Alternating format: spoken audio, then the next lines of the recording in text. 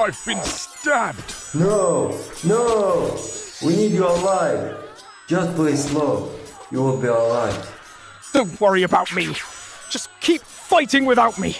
Hold on, my friend. I will crush them all and bring their heads to you. Use the healing ash. It is too late. All I wish is for the world to remember me as a hero. No!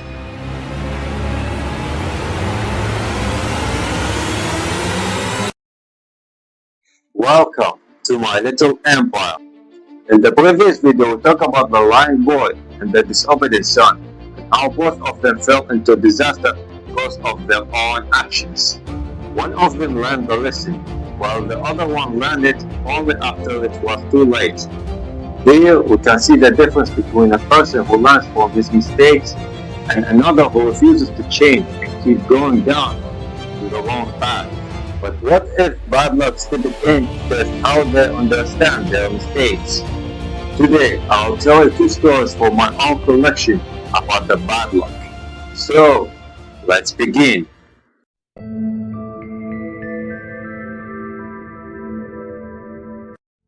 Our story begins with Ahmed. Ahmed is a man in his 30s. He is married and has 2 children. He lives with his humble family in a large house in a rich neighborhood. He owns a modern car and has an important job with a high salary. He lives in a comfortable life until everything begins to change. Ahmed and his co-worker Salim usually go out together every weekend after work to enjoy their free time. One night, just before finishing their night shift, while they were planning their weekend, another co-worker named Ammar came to them. He suggested that they go out with him because he knew a wonderful place where they could have fun. When they asked him where they were going, he smiled and said it would be a surprise. Ammar was jealous of Ahmed because the manager kept promoting him.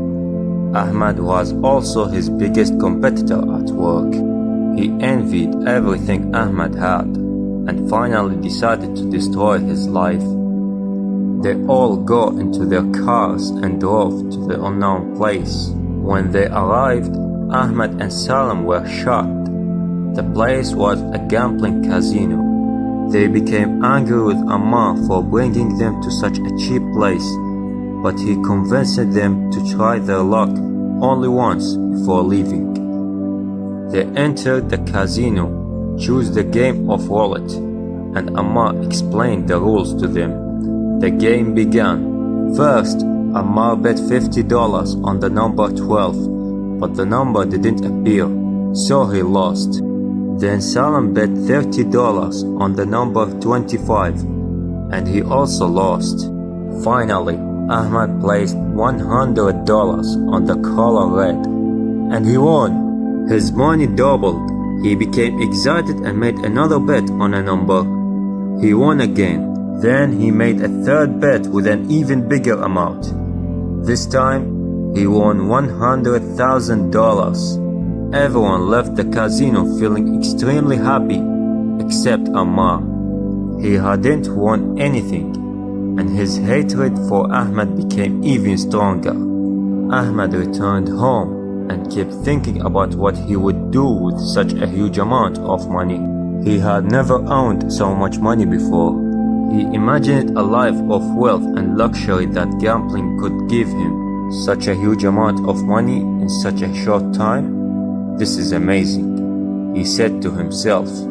He decided to return in the casino the next day and try his luck again. The next evening, after work, Ahmed asked Salim to come with him to the casino once more, but Salim refused. He warned Ahmed not to become greedy because greed would only make him lose everything.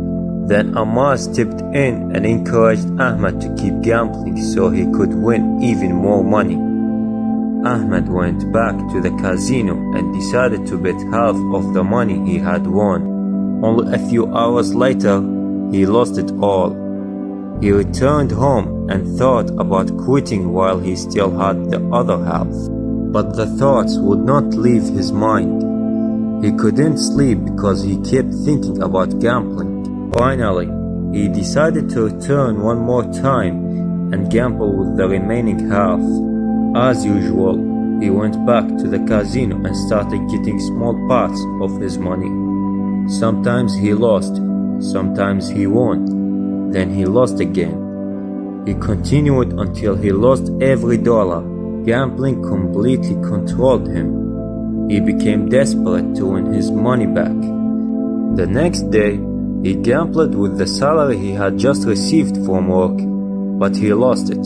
Then he gambled with his retirement savings and lost everything. After that, he sold his car and gambled with the money. He lost again. Finally, he even gambled with his house and lost it too. Because of his carelessness, he lost his job. His family left him because of his gambling addiction. In the end, he was sent to prison because of his huge debts. His life and his family were completely destroyed because of gambling. Meanwhile, Ammar's plan succeeded. He took Ahmad's position at work, received the promotions that Ahmad used to get, earned a higher salary, and finally defeated the only rival who had competed with him for many years.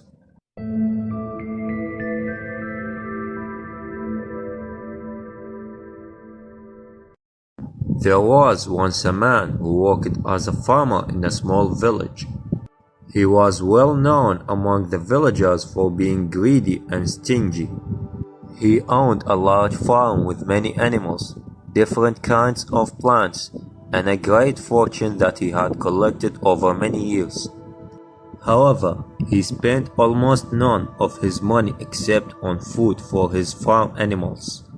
The man had a wife, and she was always arguing with him because of his greed. One day, their argument became very serious. The man became angry and hit his wife so hard that she fell to the ground. She looked at him with anger and said, "One day I will pay you back for this. I will make you lose everything you own, and you will regret what you have done." The wife packed her belongings and left the house. One of the neighbors heard what had happened. He advised the man to stop being greedy, to thank God for his blessings, to give charity to the poor and the needy, and to spend money on himself and his family. He also said, "This wealth belongs to God. It will not benefit you in the hereafter." The man became angry with the neighbor and forced him to leave. Before the neighbor walked away, he warned him about the consequences of his actions. He also warned him that his wife might do something dangerous if he didn't make peace with her. Days passed. One day, the man was riding his horse. Suddenly, the horse became frightened and threw him to the ground. The man's leg was broken. He cursed his bad luck and returned home. On another day, he sold some of his crops and earned a large amount of money. While he was on his way home, a group of armed robbers attacked him. They beat him and stole his wagon filled with money. The next day, his cows became seriously sick.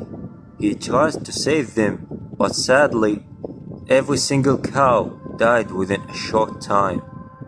A few days later, the man woke up during the night because he heard the villagers screaming. When he looked outside, he saw a huge fire burning his farm. He tried to put out the fire with the help of the villagers, but it was too late. The entire farm was destroyed. The man became furious because of his terrible luck. His neighbor looked at him and said, "Look at what God has done to you. He changed your life in just one night." One day, the man heard a rumor that his wife had used magic against him. He remembered her angry words and believed the rumor. Filled with rage, he decided to kill her. He took his rifle and went to her father's house where she was living. He broke into the house and pointed the gun at her. His wife begged him to stop. She cried and said, "I'm innocent. Don't let Satan control you." But he didn't believe her. He pulled the trigger and killed her immediately. A few moments later, he realized what he had done. He understood that his wife had been innocent all along and had never used magic against him. He felt deep regret for his terrible mistake. While he was still inside the house, her father returned from hunting. He was shocked to find his daughter died. Without saying a word, he picked up his rifle and killed the man.